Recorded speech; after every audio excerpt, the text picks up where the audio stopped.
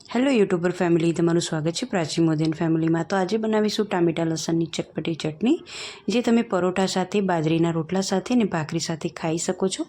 અને આ ચટણી તમે એક અઠવાડિયા સુધી એને સ્ટોર પણ કરી શકો છો। તો ચલો સ્ટાર્ટ કરીએ આ ચટણી આપણે કેવી રીતે બનાવવાની છે। તો એના માટે એક લાલ પાક્કું ટામેટું આપણે લઈ લીધું છે મેં અહીંયા, અને એમાં 10 થી 12 કળી મેં લસણની નાખી છે। જો તમને ખટાશ પસંદ હોય તો તમે એક ટામેટાની જગ્યાએ 2 ટામેટાનો પણ ઉપયોગ કરી શકો છો। મેં અહીંયા એક પાક્કું મોટી સાઈઝનું ટામેટું લીધું છે। 10 થી 12 કળી જેટલું લસણ લીધું છે। અહીંયા અડધી ચમચી મેં તીખું મરચું લીધું છે, અને 1 ચમચી મેં કાશ્મીરી લાલ મરચું લીધું છે। અડધી ચમચી મેં હળદર નાખી છે। અહીંયા સ્વાદ પ્રમાણે અહીંયા મેં મીઠું નાખ્યું છે।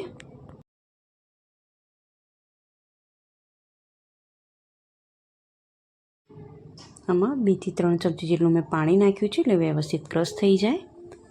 ક્રશ થઈને રેડી છે। તો હવે આપણે એને બાઉલમાં કાઢી દઈશું। તો આ રેડી છે। તો હવે આપણે આનો વઘાર કરવાનો છે। તો કઢાઈમાં મેં અહીંયા 1 ચમચી જેટલું તેલ મૂક્યું છે। તેલ ગરમ થાય એટલે આપણે એમાં હિંગ નાખીશું, અને આ ચટણી નાખી દઈશું અંદર। આ ચટણીને આપણે થોડીક ઉકાળીશું, એટલે કે લગભગ 2 થી 3 મિનિટ જેવી એને ચડવા દઈશું વ્યવસ્થિત। ગેસને ધીમો જ રાખીશું। હવે આમાં અડધી ચમચી જેટલો મેં ગરમ મસાલો નાખ્યો છે, બહુ વધારે નહીં, અડધી ચમચી જ નાખવાનો આપણે। જો તમને પસંદ હોય ગરમ મસાલાનો ટેસ્ટ તો નાખવાનો, નહીં તો સ્કીપ કરી દેવાનો। અને હવે થોડુંક મીઠું નાખ્યું છે મેં, હવે મિક્સ કરી દઈશું આપણે આ રીતે।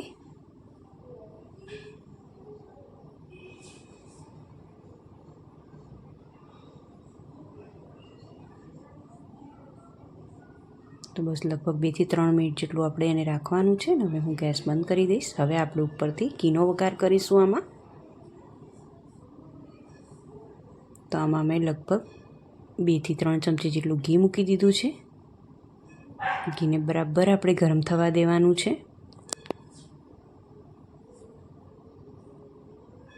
જો આટલું ગરમ થાય પછી આપણે આ ગરમ ગરમ ઘી આ ચટણીની ઉપર આ રીતે નાખવાનું છે। તો બસ રેડી છે લસણ ટામેટાની ચટપટી ચટણી। જો તમને આ રેસીપી પસંદ આવી હોય તો પ્લીઝ મને લાઈક, શેર અને સબસ્ક્રાઈબ કરો, અને કોમેન્ટ પણ કરો। તો ચલો મળીએ એક નવા વિડીયોમાં નવી રેસીપી સાથે। ત્યાં સુધી આવજો। જય શ્રી કૃષ્ણ।